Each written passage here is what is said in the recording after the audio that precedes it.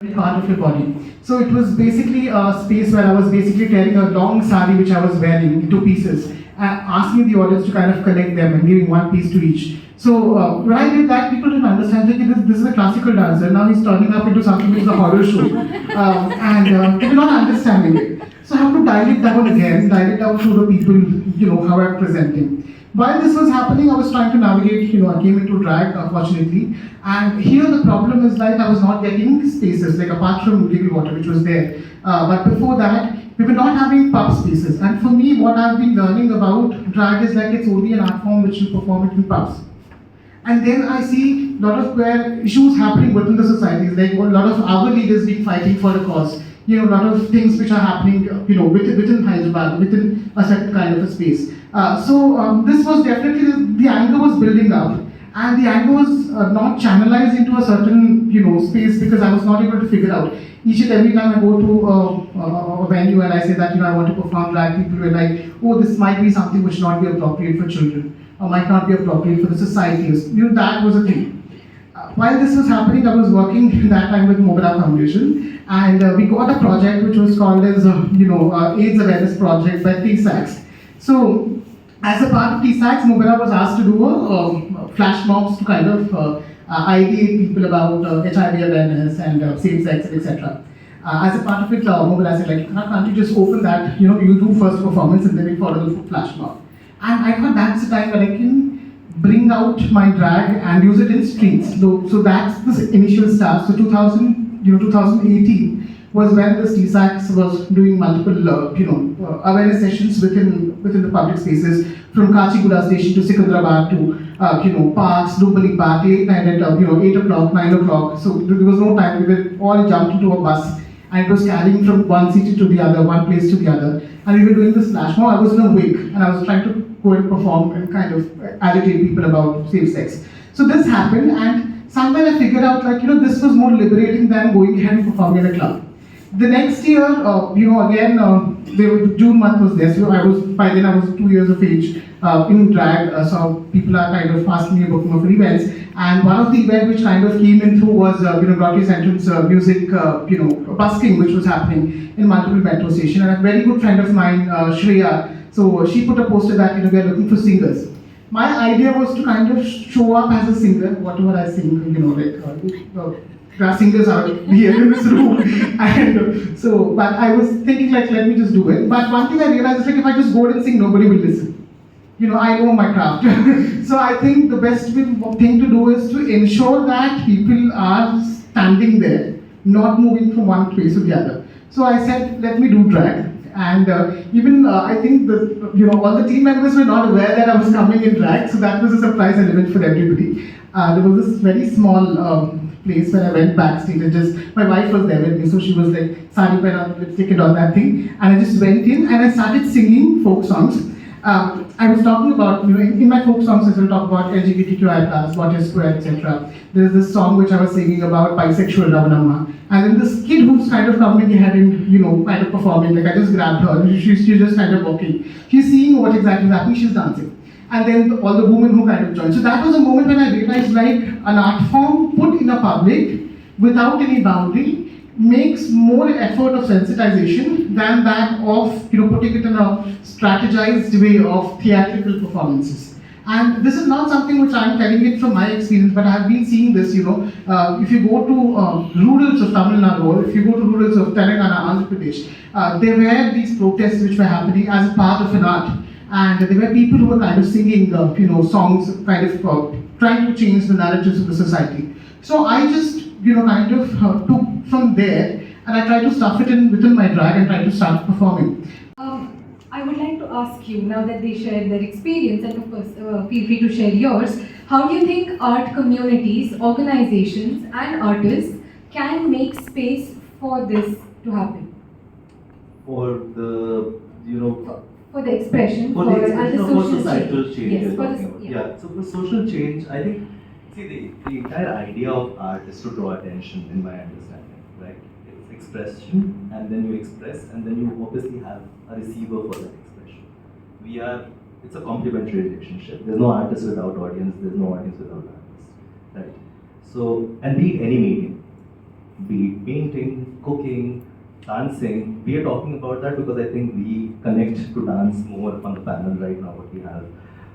But any medium, take, I think, any artist who has done any kind of work. I like to look at Lady Gaga, the way that they brought about a change just by their work, taking off from what they said, that if we were not able, if we were taped in the society to say that you can't say this, you can't do this, you can't do that, and that is where artists have risen up, like they've come forward and said, hell, we will do this.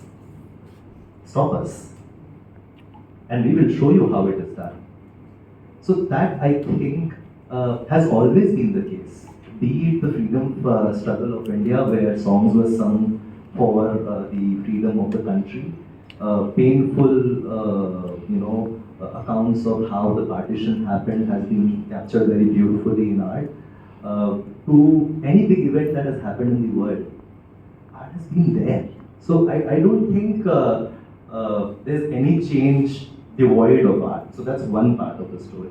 My experience with societal change is more so where I feel that just when you want to express something, that there are people, and even if there is one person listening and changing their life, and especially I speak for my queer community. I've seen my community being pushed in the corner, and I have seen that, like, there was this recent plays that I was performing. It was quite an enlightening moment for me as well, where one of the people from and it was in a club, which is a queer club, nightclub experience.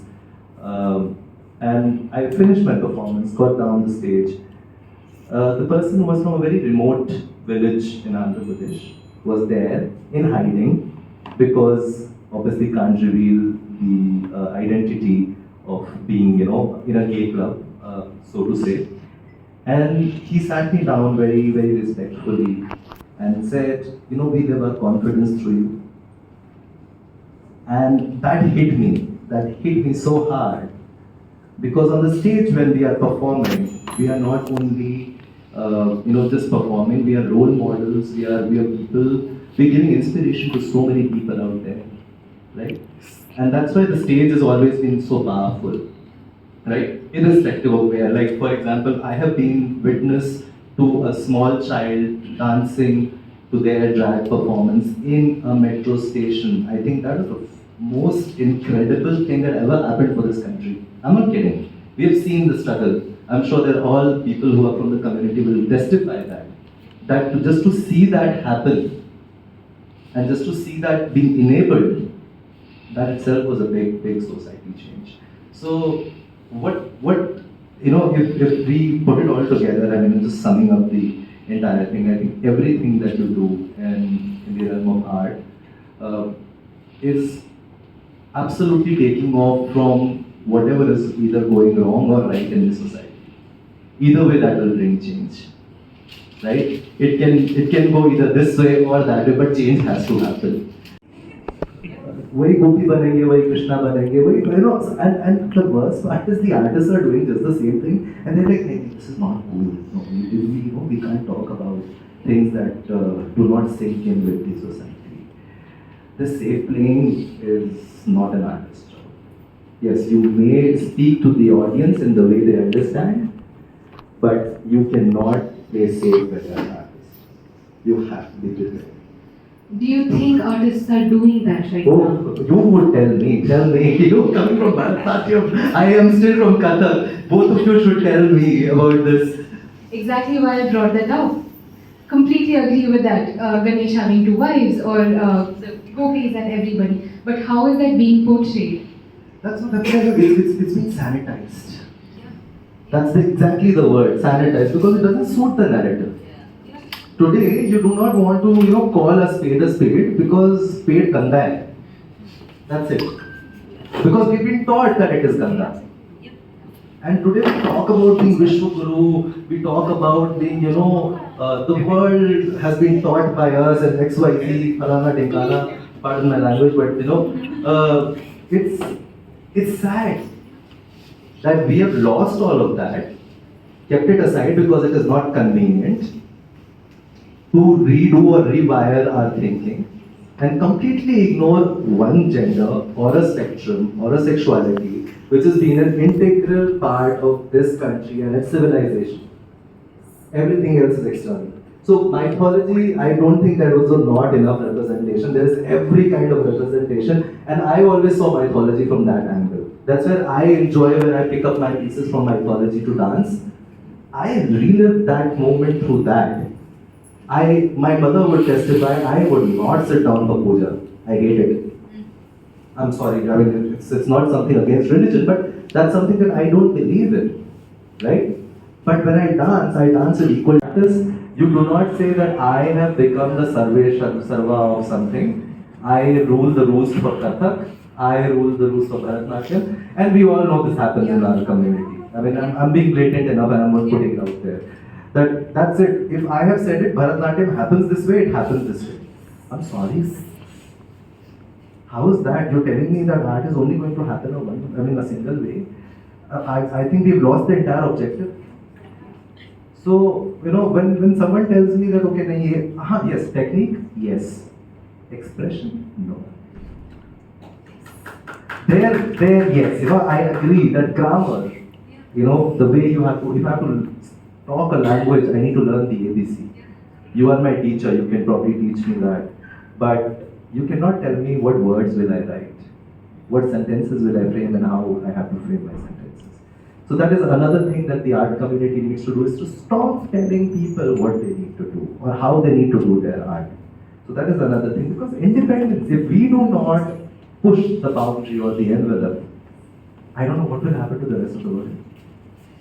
So that is how I think. So yeah, so it's that these are the things I can write an essay on what artists can do. Trust me, because we see it. We see it day in, day out, and we feel bad. We feel bad for our fellow artists who don't get paid enough. We feel bad for our fellow artists who don't get enough representation. We feel bad for our fellow artists who are struggling, hustling every single day, putting out social media, marketing, falana, ye, wo. हमारी art के अलावा सब कुछ करा लो हमारे से. That's all there is, that we are experts in everything else because we have to sell our art. So that we get that 15 minutes of our stage. I think why I say we're very vigilant is like art is just like anything else. We are not given we should not be taking a space that the art is universal, etc. A person who is actually doing a full-time 24/7 work in their own office is also doing art. We shouldn't be having that kind of a persistentness about what, especially in this new age internet world, they would be able to kind of do it. Now, one thing which I wanted to kind of bring you back is majority of the queer people. I'm talking about people who are trans or people who are trans feminine. I have been interacting even cross-dresser communities, whatever been there. You go to any gay person or a trans feminine person or trans member, and the first thing which they do, which they tell is like, I know how to do Bharatanatyam. Now, how they know how to do Bharatanatyam? Because they had the gist of learning it. Now, can I compare their Bharatanatyam, their skill, which they were not able to kind of, impart because of their own privilege, whatever they were kind of coming from. Equivalent to somebody who has been learning for 20 years, who are coming from a certain kind of a space, certain kind of a privilege, and, kind of presenting it across. Now, that is where the parity is. Like, one person is learning for 10 years and 15 years, with a lot of money which they kind of poured in. And on the other hand, I see my community people just learning few things from the screen and just trying to kind of embrace it and kind of, create their own self or create their own perspective of an art and trying to bring the perspective to the present audience. Now, that is the parity of Bharatanatyam. What drag does is it actually takes whatever the peanuts which we have and try to put it across any other art form.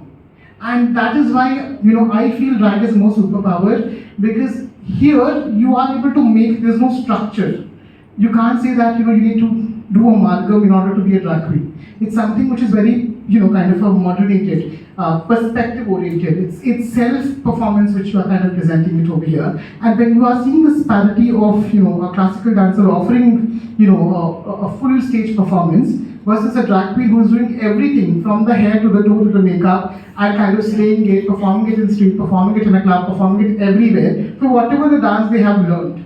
even improving their dance. Sometimes they become Madhuri, sometimes they become Vidya Balan. So they are able to bring this diversity and creating their own world. Was that deify the guru, and you just spoke of certain unwelcome, unfortunate instances, and the culture tends to instill in the student to continuously deify that person, and that could, people find it very difficult to even speak about it. Would you, if possible, help people navigate through this? Thank you.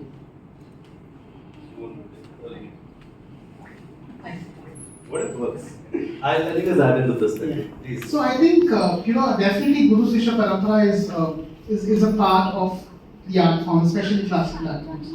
Now, what we are trying to understand is like initially the idea of Guru Sishya Parampara was basically a secluded idea of a model of his house, learning from there, where the entire thing is being taught. There's an institute, there's an agency of what they try to create in the early days. But right now, I think the entire idea of Guru Sishya Parampara has to be curtailed. I'm trying to put that word, because somewhere or the other time, if we are trying to put this barrier between somebody as a guru and somebody as a Sishya, you can be empathetic, you can be feeling love. You don't have to put a tagline to this. And if I'm paying something and if I'm not getting the same kind of a service from the other side, and still you want me to go and play the guru, I don't understand what exactly is the logic over there. Having said that, there's a respect. Okay, you're learning from somebody, there's a respect, keep it in your heart. There is the empathy, which is definitely fine. But also we need to have a system where we actually go ahead and say something which is wrong, it's wrong. I will tell you a little bit of an example over here. There was this 2 years ago, I was asked to be a part of all male dancers production in Hyderabad, where it was under a very prestigious guru, and my idea, my learning of art is very different from what the other people were there.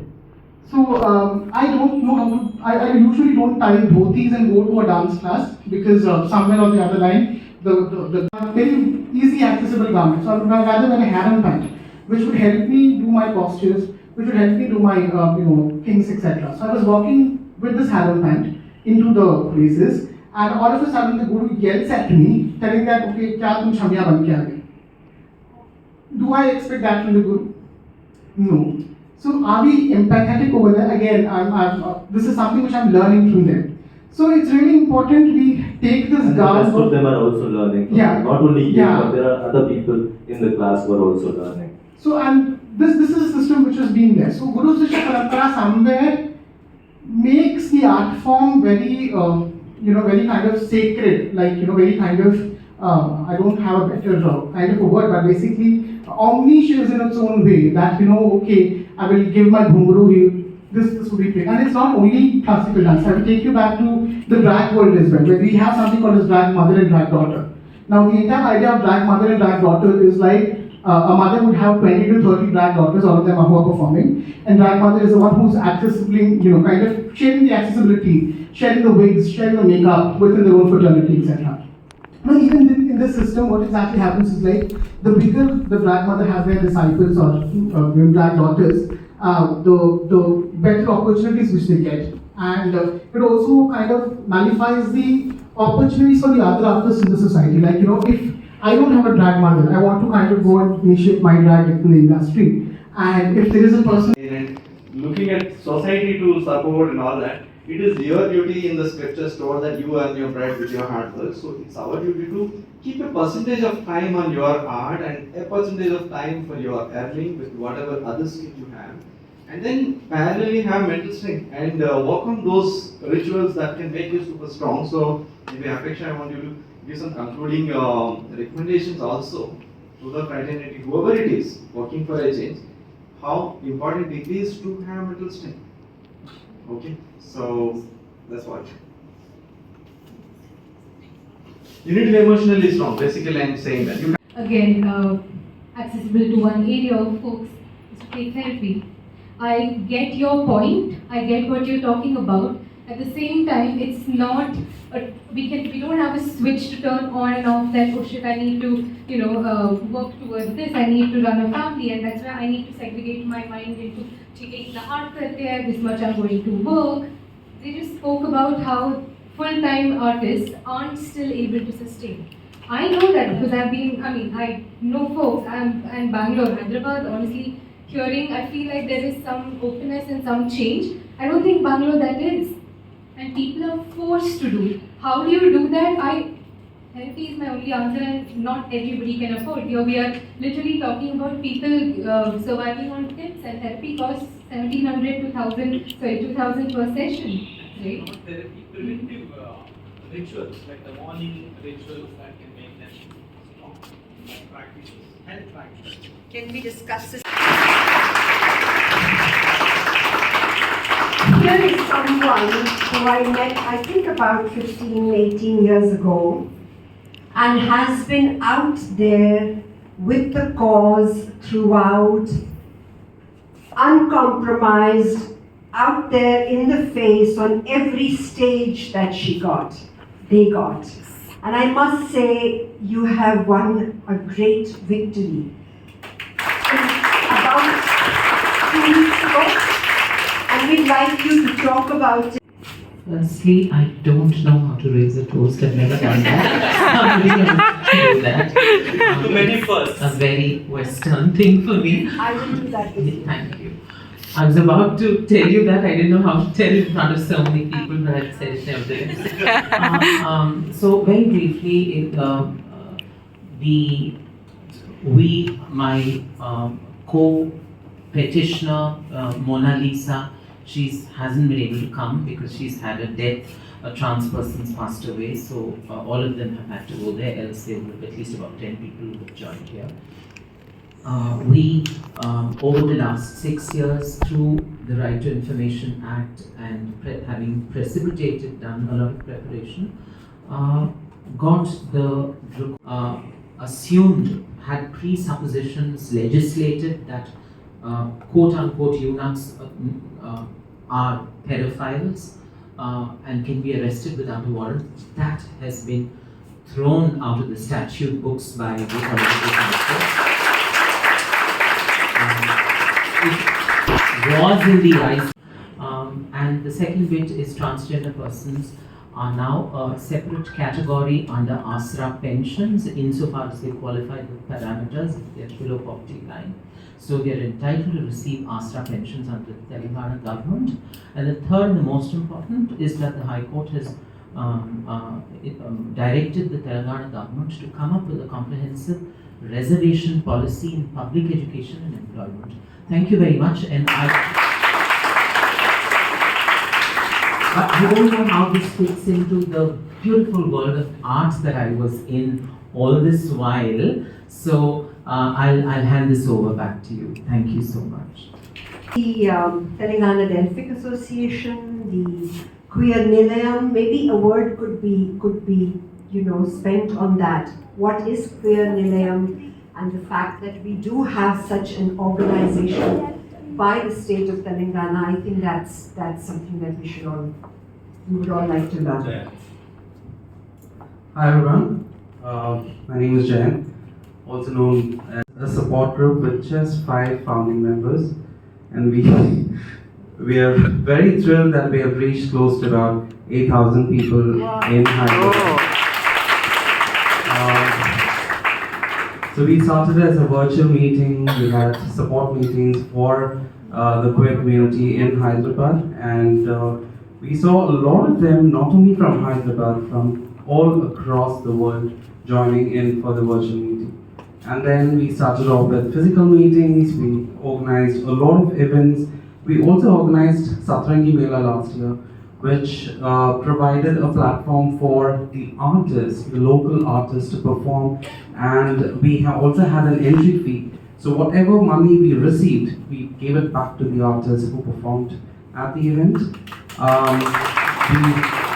We had Patrani who curated the event. We also had a lot of events supporting for the community, and hopefully reach out to more and more people. And yes, I had Vajanti also to be a part of a lot of rescue operations. And yes, we are all one, I would say, in Hyderabad. Thank you.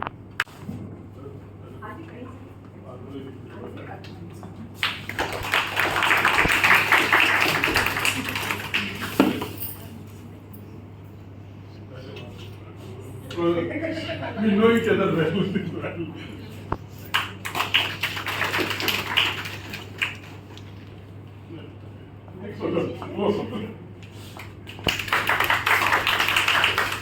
No, it's not that easy.